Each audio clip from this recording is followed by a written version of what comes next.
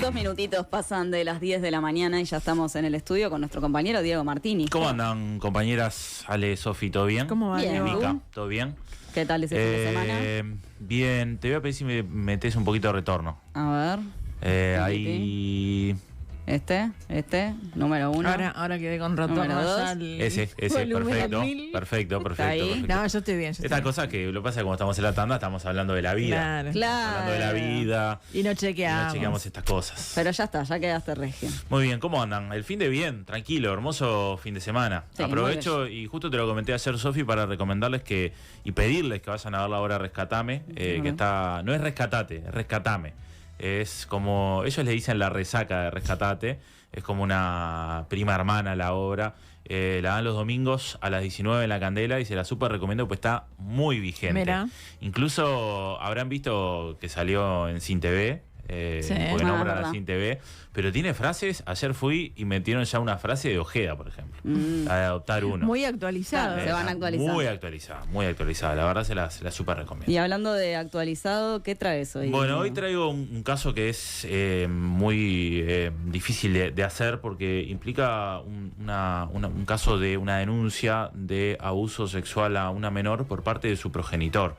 Y es un caso que lo que tiene, además de que estos casos se están dando, pero es un caso que está trancado por lo menos en la justicia desde principios de 2020.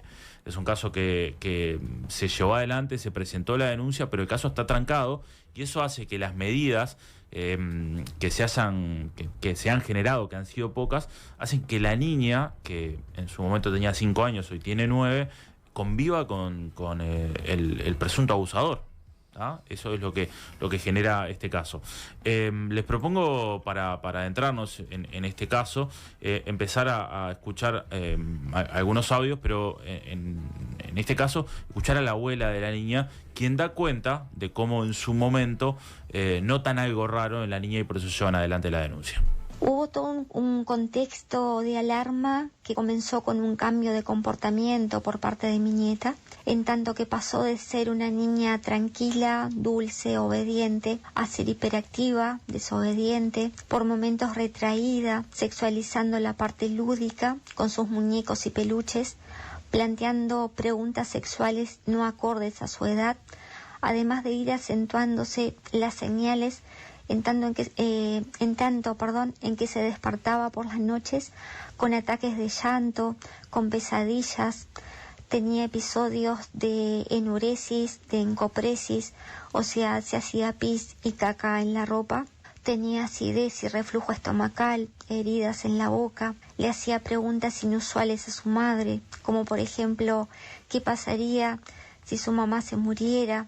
En sus dibujos trazaba ataúdes, cruces. En ese momento el progenitor tenía un régimen de visitas en el que todos los días de la semana, inclusive los fines de semana, se la llevaba durante 4 horas y los viernes la niña pernoctaba en su casa y en colecho.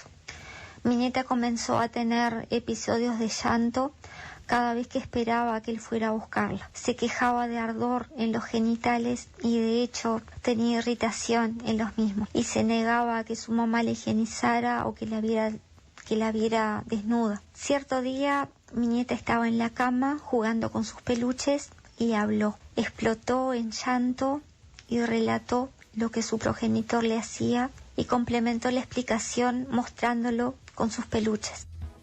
Bueno, imagínense, si esto es muy duro de escuchar y muy difícil de escuchar, lo que es este caso, que olvidé mencionar que es en Artigas, es una familia en Artigas, se dan estas señales que relata Aurora, la abuela de la niña, y bueno, y su mamá, o sea, su mamá y su abuela deciden llevar este caso a la justicia y lo denuncian, este caso. Lo cierto es que el caso pasa por distintas etapas jurídicas, digamos, y no se lleva adelante un proceso debidamente diligenciado como debe ser. Pasaron incluso más de un abogado y ahora el caso está en manos de la abogada Carla Sousa, con quien yo estuve conversando. Justo estaba hoy tenía una operación, entonces me compartió una declaración que ella hizo en una radio local de Artigas, y ella lo que hizo es presentar una denuncia justamente en fiscalía porque no se llevó adelante el proceso correctamente. Y de hecho hasta tuvo una reunión, y ahora vamos a hablar de eso, con Juan Gómez, con el fiscal de corte, ex fiscal de corte, antes de que se fuera, para que avanzaran en poder diligenciar correctamente este caso, porque lo que ha pasado es que esta niña, hoy de 9 años, está viendo a su abusador. Escuchemos lo que decía la abogada en la radio de Artigas. La denuncia que efectué fue, en definitiva, por la comisión o por, como establezco, por la falta de diligencia y actuación completamente ineficaz en manejar esta situación, que fue la denuncia de una madre de una menor por la comisión de un presunto delito de abuso sexual. La denuncia efectuó yo, que la efectuó en definitiva ante la Fiscalía General de la Nación. Considero que hubo una violación o un incumplimiento a lo que establece la instrucción número 8 de Fiscalía General de la Nación en lo que respecta a los delitos sexuales. Esta instrucción lo que establece y la finalidad que tiene es establecer estándares mínimos en la actuación de los equipos fiscales en casos de presuntos delitos de violencia sexual. Al llegar el conocimiento de este tipo de casos a Fiscalía, los fiscales en definitiva deben actuar de una forma pronta, eficaz, eficiente, sobre todo, ¿no?, para tratar de brindarles protección a la víctima y a los familiares de lo que es la víctima. La menor involucrada no se le hizo una entrevista por cámara Gesell, se la ha revictimizado muchísimas veces, ha tenido psicólogas particulares, primero por parte de la madre, luego le quitan la tenencia a la madre. Bueno, ahí se da ese procedimiento y claro, me preguntaba ahora justo que es una de las dudas que surge y es una de las situaciones que se da, por qué le quitan la tenencia a la madre. Lo que sucede es que cuando se presenta la denuncia por parte de la otra parte, es decir, la parte del padre, se indica que la denuncia es falsa. Es un clásico ¿no? Que la denuncia es falsa, que están inventando cosas contra mí, contra el padre, que es para que yo no la pueda ver más. Ellos ya tenían un régimen de visitas, y la madre además, cuando se da todo eso, entra en una situación de salud mental que se le ve afectada. Entonces ahí es cuando le quitan la tenencia y le dan la tenencia justamente a los padres del abusador, es decir, a sus abuelos paternos. Y eso hace que ella, además, sea desarraigada del núcleo familiar que para ella era más natural, que era su madre y su abuela, Aurora, con la que estábamos hablando. Y su lugar seguro también, ¿no? Porque si pensamos en lo que le sucedía del otro lado. Exactamente. Y quiero salir ahora de esta parte técnica más bien judicial. Ahora escuchamos a la abogada Carla Sousa, y ella dice que tampoco se actuó con la diligencia debida porque no se recurrió a apoyo de equipos locales de protección como el INAU, el CIPIAP o la red de servicios del artículo 31 de la ley 19.580, que es la ley de violencia hacia las mujeres basada en género, donde el artículo 31 establece que la red de servicios de atención a mujeres en situación de violencia basada en género debe ser multisectorial, siendo cada organismo o institución responsable de brindar respuestas según su competencia, de acuerdo con las disposiciones legales y las políticas formuladas por el Instituto Nacional de Mujeres. Y la ley dice que se promoverá una respuesta inmediata, atención psicosocial en salud y patrocinio jurídico, y asimismo la red promoverá respuestas para la permanencia en el sistema educativo, laboral, habitacional, de urgencia y mediano plazo para mujeres, y los servicios de socialización para varones que hayan ejercido violencia. Como yo les decía, la abogada Carla Sousa se reunió justamente con Juan Gómez, se vino desde Artigas a Montevideo para reunirse antes de que Juan Gómez se fuera, para que este caso avanzara, y así lo relata. Estableciendo que la madre se encuentra emocionalmente inestable, obviamente porque la madre no quería permitir el contacto de la menor con su familia paterna y con el padre, que era el presunto abusador sexual y del cual todavía y aún no había culminado la investigación en la Fiscalía, porque en definitiva hasta el día de hoy tenemos una carpeta que se encuentra abierta, que no fue archivada, una investigación que ni siquiera no fue archivada, pero tampoco fue formalizada. En su momento, como la madre se negaba a que la menor tuviera contacto con el padre y con la familia paterna, paterna, se da una situación a través de familia especializada donde se le termina quitando la tenencia a la madre de la menor por prohibir visitas con los abuelos paternos. Se le quita la tenencia a la madre y se le entrega la tenencia provisoria de la menor a los abuelos paternos. Conversación y la reunión que mantuve con él, mostrándole, porque realmente fui con la carpeta de la investigación, y sí, me dieron ingreso a la denuncia y las garantías de que el caso sería analizado, ¿verdad?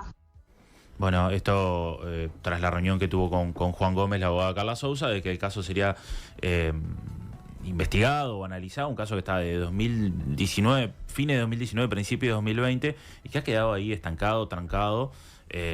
La niña va creciendo, 5 años, ahora tiene 9, se la cambió de su hábitat, está con los abuelos paternos. Un detalle es que la fiscal es la fiscal de Artigas de segundo turno, Sabrina Mazzaferro, y ella le aclaró a Montevideo Portal incluso que pidió el derecho de abstención de la causa y aseguró que hay muchas pericias hechas durante el transcurso de la investigación y sostuvo que es un caso complejo y poco sencillo de resolver, por eso la investigación ha llevado más tiempo del esperado. Es lo que declaró la fiscal Mazzaferro, que pidió el derecho de abstención justamente a Montevideo Portal. Escuchemos nuevamente lo que decía Aurora, la abuela de la niña. Han transcurrido más de 4 años a partir de la denuncia. 4 fiscales han trabajado en fiscalía sin dar respuesta a los 3 pedidos de formalización que se realizaron. El último presentado por nuestra abogada, la doctora Sousa. No se dieron las debidas garantías de protección a la víctima, en tanto que, estando en proceso de investigación, se le entrega la tenencia a los padres del abusador, mientras que él también convive con mi nieta. La lleva a la escuela, la lleva a acampar. La niña presenta síntomas de lo que podría ser un caso de alienación parental, es decir, o apagaron nuestro recuerdo en la niña sin nombrarnos nunca más, o de lo contrario le transmitieron una imagen terrible de nosotras, ¿verdad? Pues el rechazo que ha demostrado deja en evidencia que ha habido una intervención muy, pero muy negativa. Poco a poco ella se está desinhibiendo en las visitas, aunque aún muestra resistencia, ¿verdad? Y más hacia la mamá. Los informes de cada visita resaltan las falencias y omiten más de la mitad de los avances que hemos logrado. Como abuela y como madre sufro la ausencia de mi nieta y me aterra solo el pensar que está conviviendo con el abusador. Esperamos que pronto, y luego de tantos años de sufrimiento, logremos que Fiscalía tome las pruebas que contiene la carpeta, las que son contundentes en señalar que sí hubo un abuso sexual. Si lo relata es porque lo vivió. O sea, eso es una de las pruebas, ¿no? Bueno, una de las pruebas que es bastante contundente, que está en la carpeta, tiene que ver con pericias que se le realizan, pericias psicológicas que se le realizan a la niña en el Instituto Técnico Forense, en el ITF, y que son contundentes. Y ahí volvemos al principio a las actitudes que tenía la niña que relataba la abuela sobre este caso, y las pruebas son bastante contundentes, pero acá se da el efecto contrario, ¿no? La niña pasa a vivir con sus abuelos paternos, y digamos que hay una situación donde se le hace ocultar a la niña esto, o no sé, mecanismos de defensa, llamémosle, o de olvido, para que ella se olvide de esta situación, y ella empieza a tener rechazo hacia su madre y hacia su abuela. Se da todo el efecto contrario. Hablamos con Andrea Tuana sobre el caso de la ONG El Paso, y especialista también en estos temas, sobre este caso en particular, y esto nos decía. Realmente esta es una situación que nos parece indignante, nos parece aberrante, de una vulneración de derechos de una niña que relata abusos sexuales de una manera increíble. Nos preocupan en dos sentidos. Por un lado, nos preocupa la actuación de la Fiscalía. Esto tiene que ver con la penalización de los delitos sexuales. Sabemos que es complejo. Muchas veces no se consiguen las pruebas necesarias para el procesamiento. Sin embargo, en este caso tenemos pericias psicológicas del ITF y una pericia médica que están confirmando el abuso sexual. Tenemos unas omisiones muy graves del sistema de justicia. Por otra parte, si la Fiscalía no avanza, si la imputación no avanza, el juzgado de familia tiene que poder valorar y sopesar también esas pruebas que están en la carpeta fiscal, porque tiene que tomar una medida de protección. No puede posicionarse, un juez no puede nunca posicionarse desde un lugar de que si no hay condena penal, no hay delito y el hecho nunca ocurrió, porque esa postura es una postura de enorme negligencia y que deja, en este caso, a una niña a merced de la persona que la violentó. Es que cuando el juez hace una reversión de tenencia, hace una quita, que podríamos llamarlo un arrancamiento, porque quita a esta niña de su casa y la separa de sus figuras de apego, son la familia materna, no solamente la mamá. Estoy hablando de la familia materna porque es una niña que ha sido criada por su mamá, pero también por su abuela y por otros familiares. Bueno, ahí Andrea Tuana hablaba y se expresaba sobre el caso en particular y lo que genera, obviamente, la molestia que genera que el caso esté trancado en la Fiscalía desde hace tanto tiempo y que además de que esté trancado el caso, porque la justicia no se expidió, la Fiscalía no se expidió, la medida que se toma es quitar la tenencia y dársela a los padres, a los abuelos de la niña, y que conviva en esas salidas, en esas visitas, ¿cómo se le llama? Perdón, se me fue el nombre. Las visitas que hace el padre. Transitorias. También iba a decir transitorias, pero no. Las visitas que por ley le corresponden al padre y termina conviviendo con él, ¿no? Con su presunto abusador.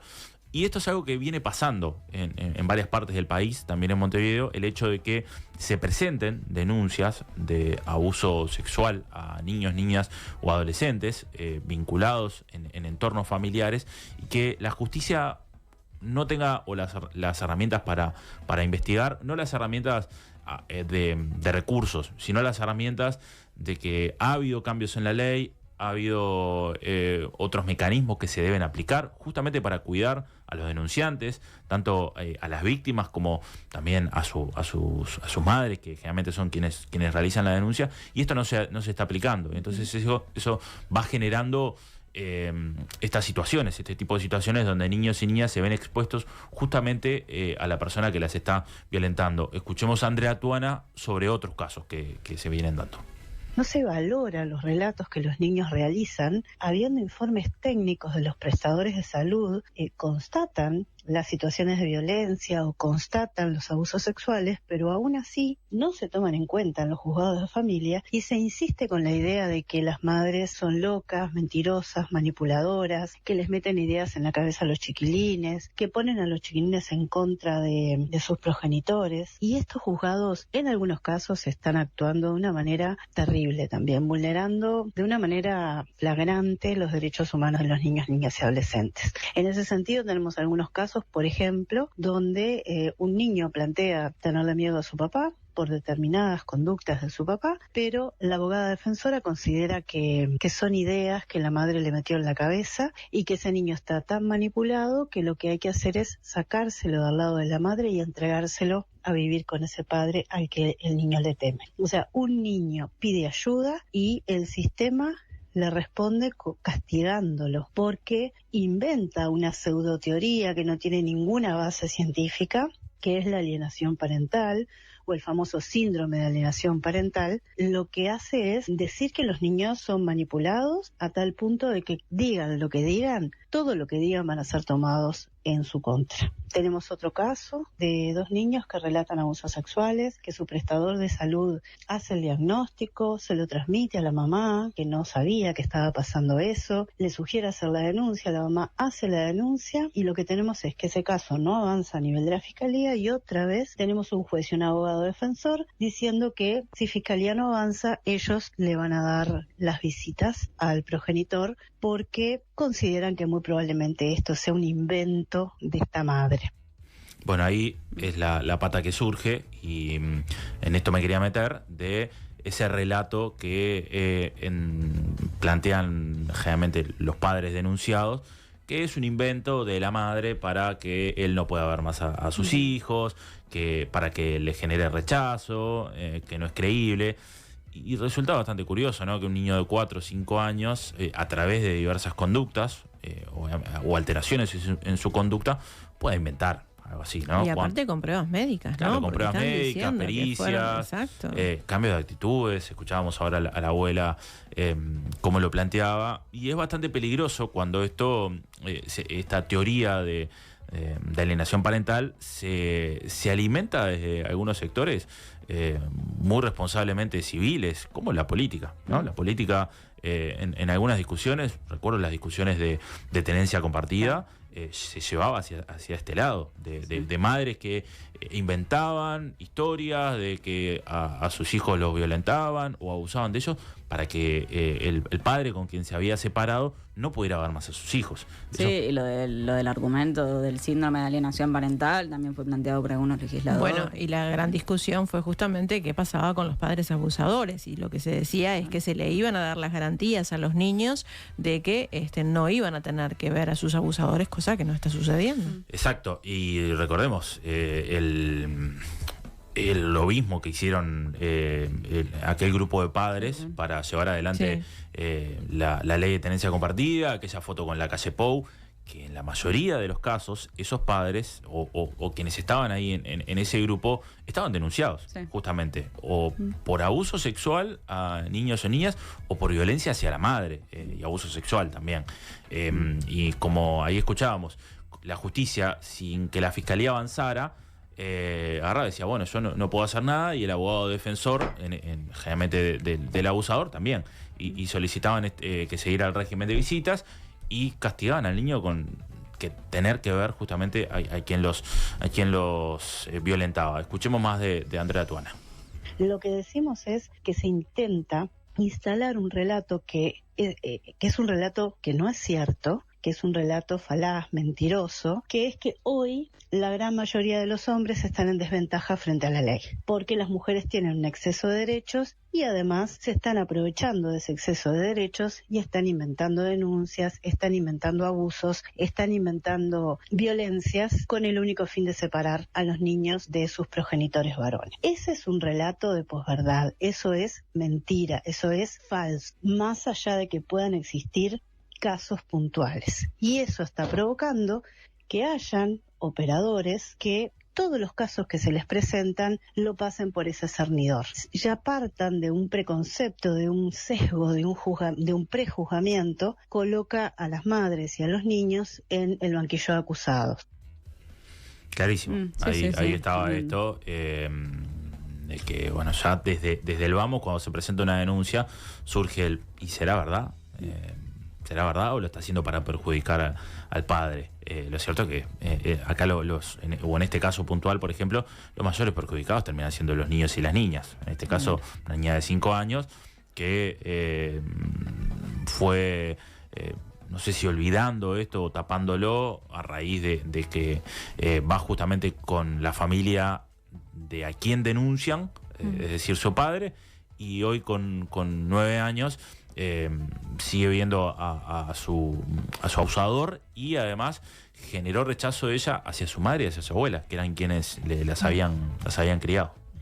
Tremendo el caso, Diego, pero no era lo único. No, voy a cerrar justamente con algo que también tiene que ver con esto, que pasó el fin de semana, que son casos que se vienen dando, que tienen que ver con la violencia vicaria. Hablamos de un caso que se dio en La Valleja, donde encontraron a un padre y a su hija de 5 meses muertos, y esto obviamente se investiga como un homicidio a la beba de 5 meses y un suicidio del padre. Esto se está investigando. El viernes el padre fue a buscar a su beba en Nueva Helvecia, donde la menor vivía con la madre, de la que el hombre estaba separado para llevarla a Minas, y bueno, y se dio este hecho que se está investigando y que todo indica que es un caso de violencia vicaria, donde los padres de no soportar el dolor o de una separación o de un rechazo, castigan a la madre de esta forma, castigan a la madre de esta forma y le arruinan la vida, y son varios casos que se vienen dando, y esto también se lo pregunté a Andrea Tuana. Entonces es muy importante las instituciones, que el sistema de justicia, que los profesionales no sean instrumentos de alianza de los varones que quieren ejercer esta violencia vicaria a través de sus hijos e hijas. Que la muerte es la expresión más grave de la violencia vicaria, pero hay otras formas intermedias, como por ejemplo pedir la custodia compartida o la tenencia compartida, y no por el deseo de participar en la crianza de sus hijos e hijas, sino con el deseo de controlar a su expareja a través de los hijos e hijas. Y en esa convivencia maltratar, presionar, hostigar a esos hijos para que esa mamá sienta esa angustia, ¿no?, de tener que entregar a sus hijos a una persona que los está hostigando, violentando, maltratando, quizás de una manera muy sutil, no de una forma tan evidente como para poder hacer una denuncia, pero ese sufrimiento en los niños y en las niñas se va haciendo cada vez más patente. Bueno. Sí, como decías, Diego, son varios los casos que se han conocido, ¿no?, de violencia vicaria, lamentablemente. Sí, o a veces de intento de femicidio o de femicidio, porque ha habido en este tiempo varios, y el posterior suicidio de los hombres, pero a tener en cuenta, sobre todo en esto que decía Andrea Tuana y en esto que pasó en este caso, lo que sucede en la justicia. La justicia también es clave en esto y es mano en esto, justamente muchas veces en poder prevenir este tipo de situaciones, porque hay denuncias previas, se manifiestan situaciones, como lo ves en este caso de Artigas, que acá lo que se reclama es que el caso está trancado en la fiscalía. El caso está trancado y eso hace que la niña tenga que seguir conviviendo con el presunto abusador. Muchas gracias, Diego. Gracias a ustedes. En Nada que Perder, hacemos todo por informar.